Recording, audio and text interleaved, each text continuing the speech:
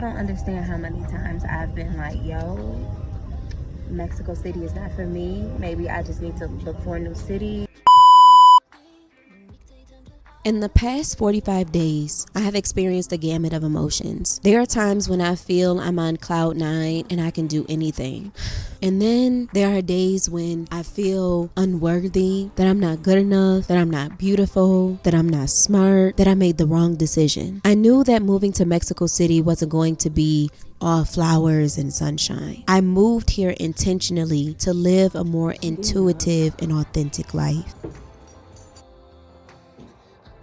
I moved here to live in alignment with my soul contract and the highest version of me. I moved here to rediscover my dreams. No amount of YouTube research, TikTok videos, or Google articles could have prepared me for this. Being in Mexico City for 45 days alone has cracked me open to my core and has revealed to me how I perceived myself and where I need to do the work. This solo travel experience has revealed to me just how much white supremacy penetrated every ounce of my being, how it permeates every part of my existence and my experiences. Here I am in Mexico City, still operating as if I'm in America. In America, people who look like me are often reminded of how we are only worthy for our emotional and physical labor. We are not acknowledged for being the standard that set the standard that is America. And when you are exposed to this messaging consistently, that invalidates your being, it becomes ingrained in your subconscious and you begin to believe it too. Good morning, girl.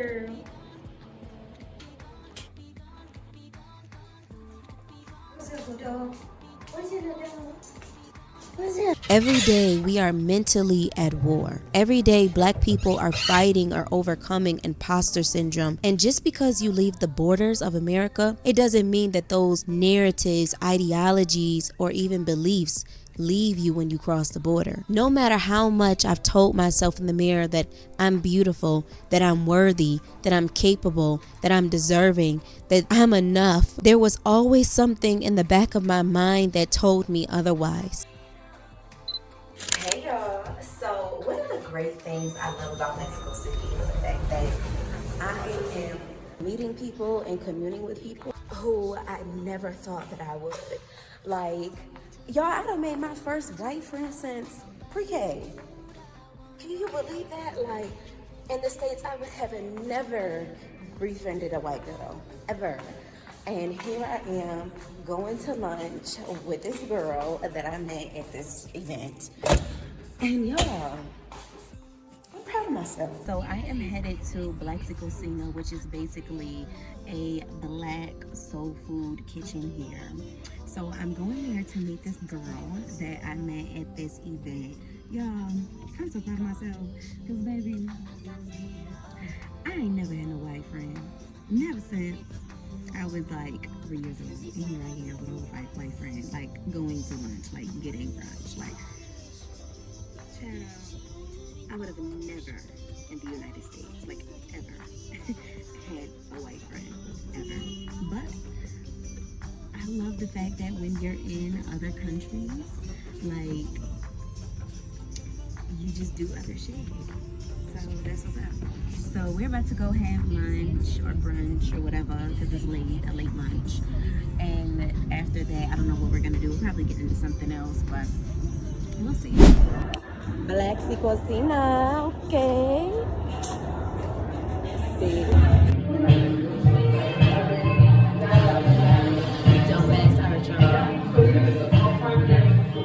I didn't have the language for it before, but I have the language for it now. I've been viewing myself through the guise of white supremacy, which has caused me to feel like a second-class citizen in my own home country and even in my new country. To be a Black woman in America, you are told you will always be last. The last picked, the last appreciated, the last to be loved, the last to be approved. It feels like I have American propaganda playing on a loop in my subconscious, just because of the way I've been operating. There are times when I'm ashamed of my name because I think it's too Black. Then there are other times when I'm shrinking myself because I think I'm the ghetto Black girl. I don't want to be perceived as the ghetto Black girl. Okay, y'all, so Jenna brought me to this like pop-up bazaar, and I'm about to go try on some clothes. Y'all, it is so many people in here. It's so much to do, and so many clothes, and everything. Like, it's so cute. Like, look.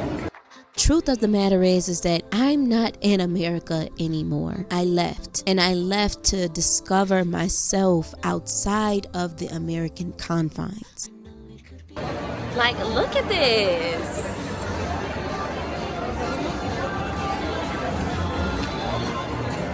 I'm gonna take this over that way.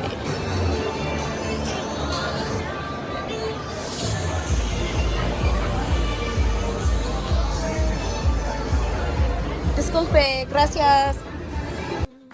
Leaving America has afforded me the opportunity to experience myself outside of its confines. In America, I'm just another black girl. I'm degreed up with a ghetto black name, but here, I'm so much more.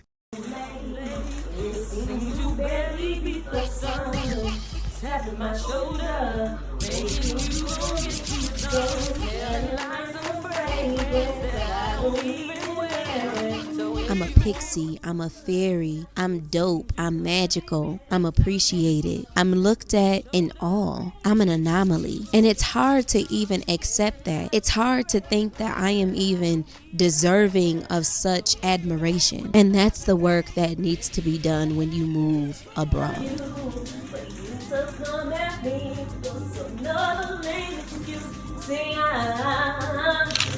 Good morning, y'all. So I'm taking the BAM for a walk.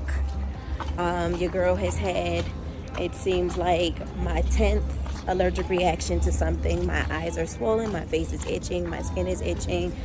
And at this point, I'm not gonna hold y'all. I'm just ready to go home. Like, I'm just ready to go home. And I feel like a failure because I wanna go home.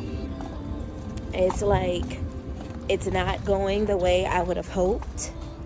I'm constantly feeling out of place. I'm constantly questioning myself. It's just so much going on, and I really don't, it's just a whole lot to process. Like, it's a whole lot to process, y'all. And that's a lot, and that's the thing that a lot of people don't talk about when they're moving to other countries. Just the processing time. Like, yeah, it's romanticized. It's like, yes, I done left America, I done got out, but baby, there are certain conveniences in America that I miss. Like, I miss the abundance of hot water. I'm just gonna be honest. I miss the abundance of hot water.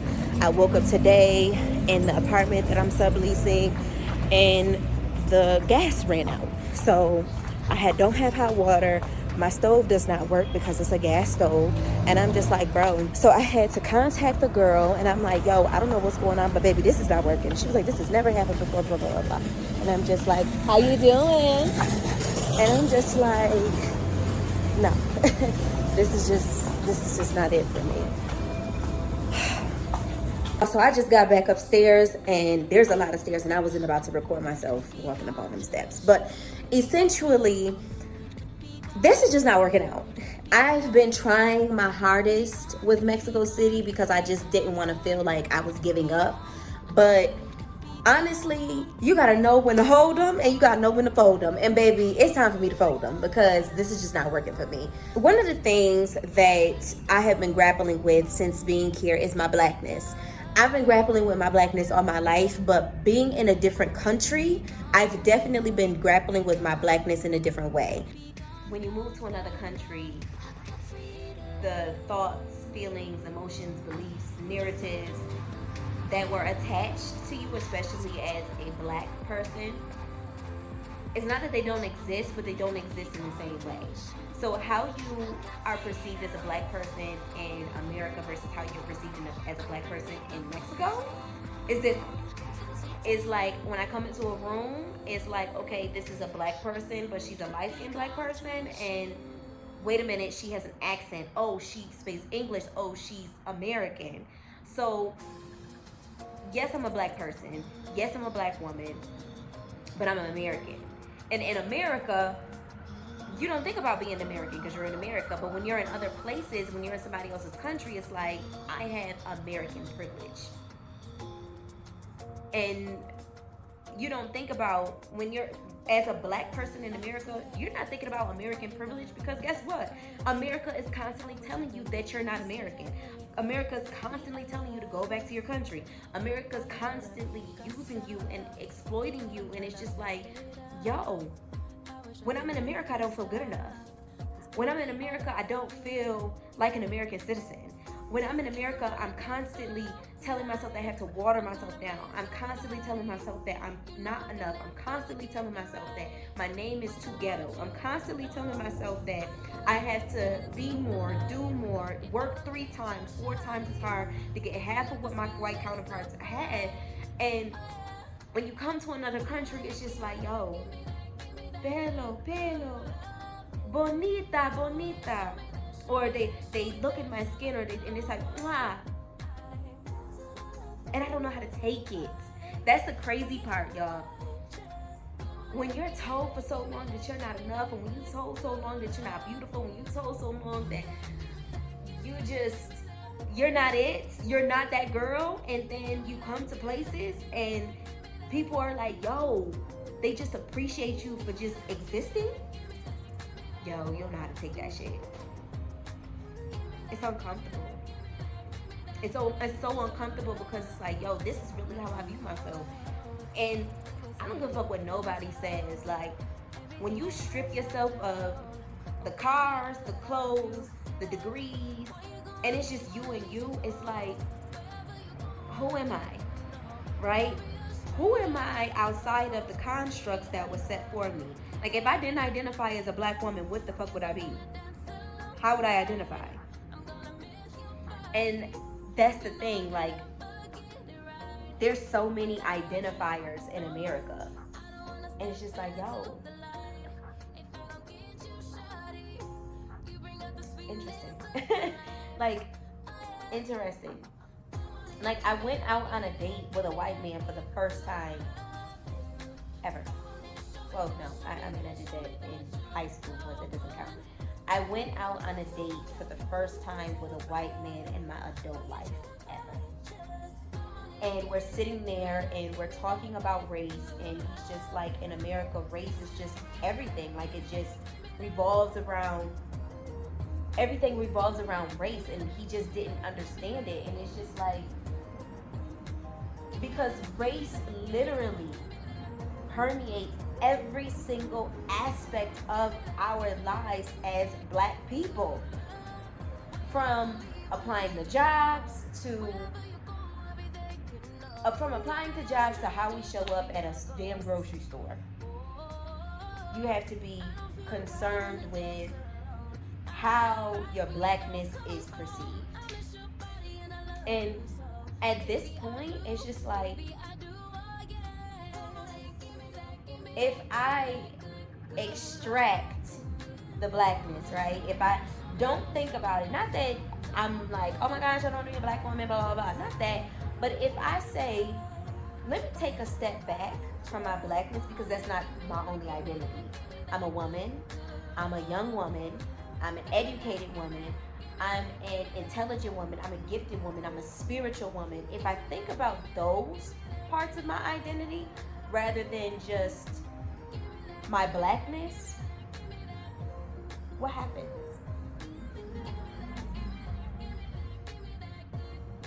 How will I begin to view myself differently? Like, will I begin to love myself and appreciate myself more? Will the limits that I have set for myself, will they begin to lift because I've put limitations on myself? Because at this point, I picked up the baton of my oppressor and I've become my own oppressor. Like, these are questions that I have now that I'm in a different country and I'm experiencing life through different lenses. Like, what's gonna happen? What's gonna happen if I decenter my blackness? What's gonna happen if I just center my womanness? What happens if I center my essence, my being, just my energy? What happens? Like, what happens? And it's very scary to think about, because then my ego is like, but my ego is like, you are betraying the ancestors. You're betraying the ancestors. You are betraying yourself. You are betraying everything that you've known, everything that you stood for. And previously, you just gonna sit up here and say that you gonna decenter that? Girl, who you trying to be? What you trying to do? But it's not that I'm trying to be somebody else. It's not that I'm trying to do something else. It's just I am exploring the depths of me in ways that I never would have been able to do in America. Never. And race is it's so surface but so complex. And it's just like, it's just uncomfortable, y'all. That's all I can say, is that it's uncomfortable. It's uncomfortable.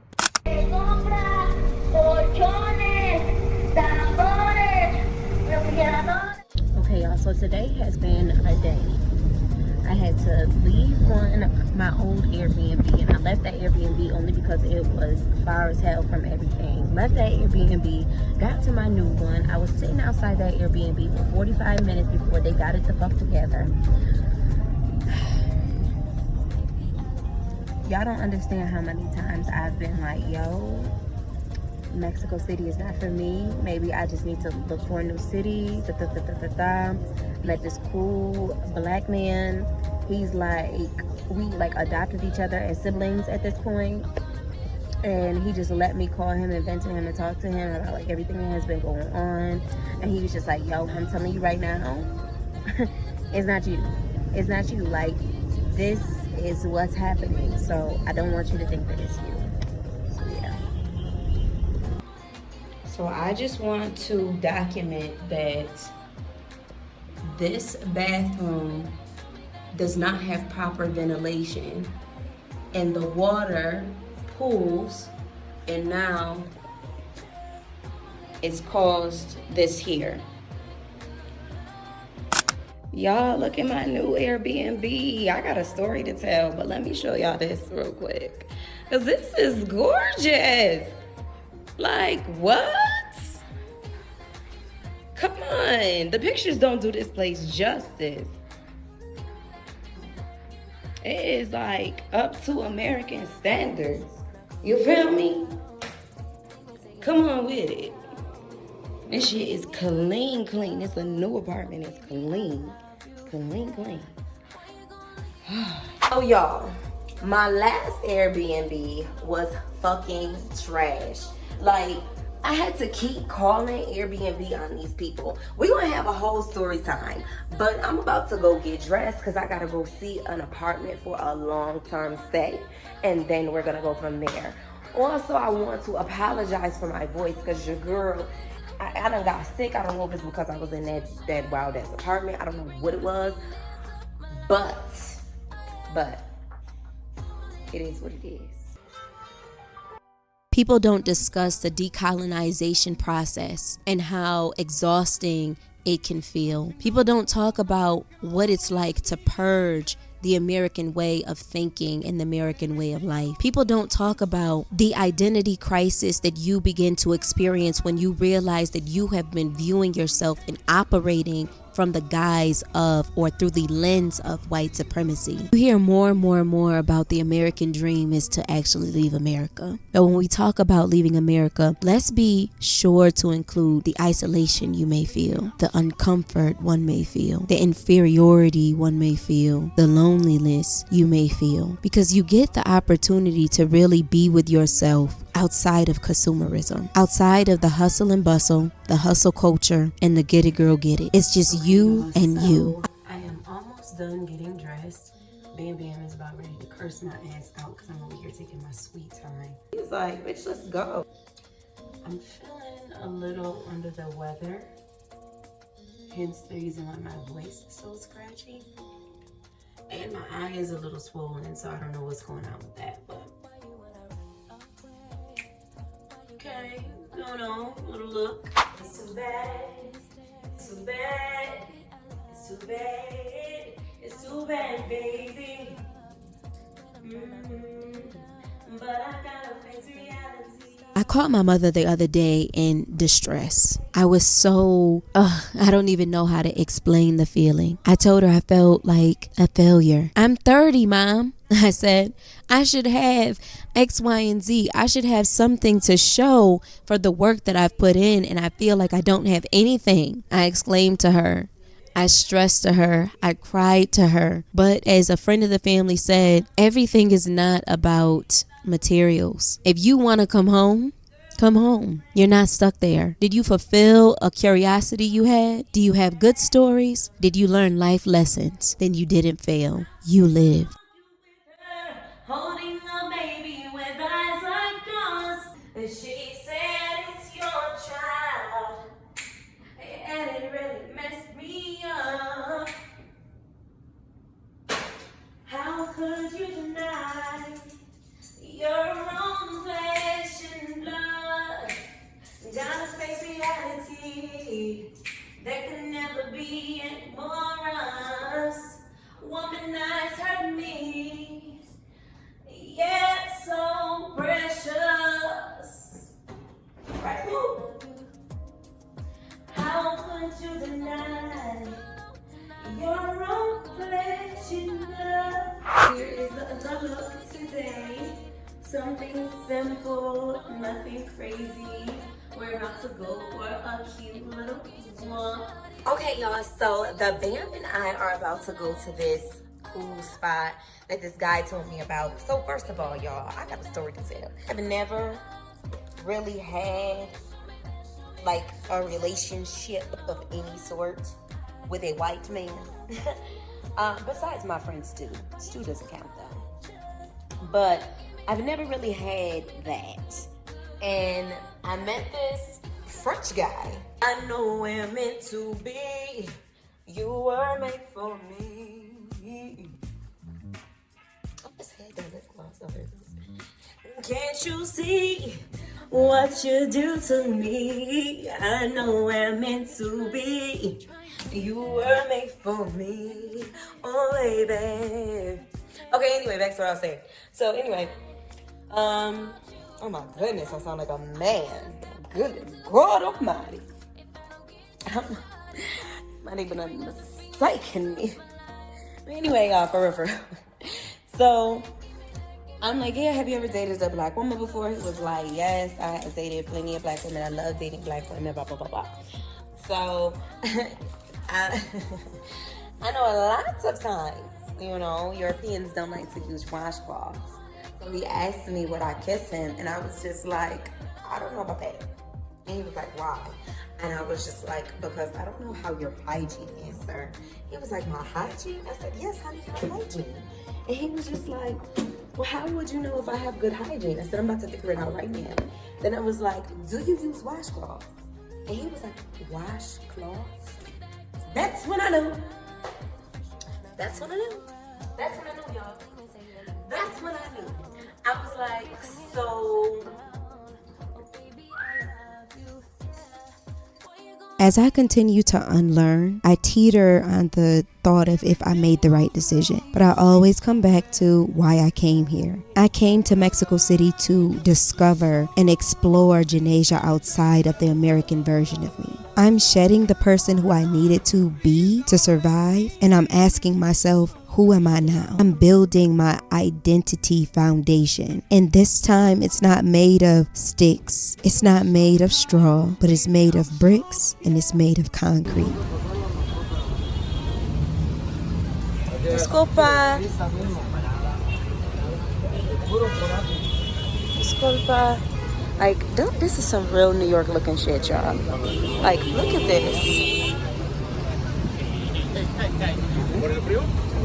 Y'all, I just met a black man from Georgia. Baby, I turned to the left and I saw that black man. I said, hey, how you doing? He said, you speak English? I was like, oh my gosh, yes. He said that it's been a task for him because he does not speak Spanish. And I was like, oh my gosh, we gotta exchange numbers because I love seeing folk. Like, I love seeing my folk here. Y'all, I thought my little black friend was going to Mexican jail. That car right there, that's somebody else's car, okay? That's not our vehicle. Oh my God. Why he just saying he can't help you? You can't help him. You don't know how to drive? No? Oh Lord. Oh my gosh, he's stressing my nerves, y'all. I thought he hit these people's car over here. Okay, so this is his car, so he had to move the white car over so he could get this big ass car in front of the Audi. Y'all, I was stressed. Okay, so the Bam and I are headed back to the crib. I actually need to grab some stuff from the store. So I'm gonna drop Bam, and then I'm gonna go do that.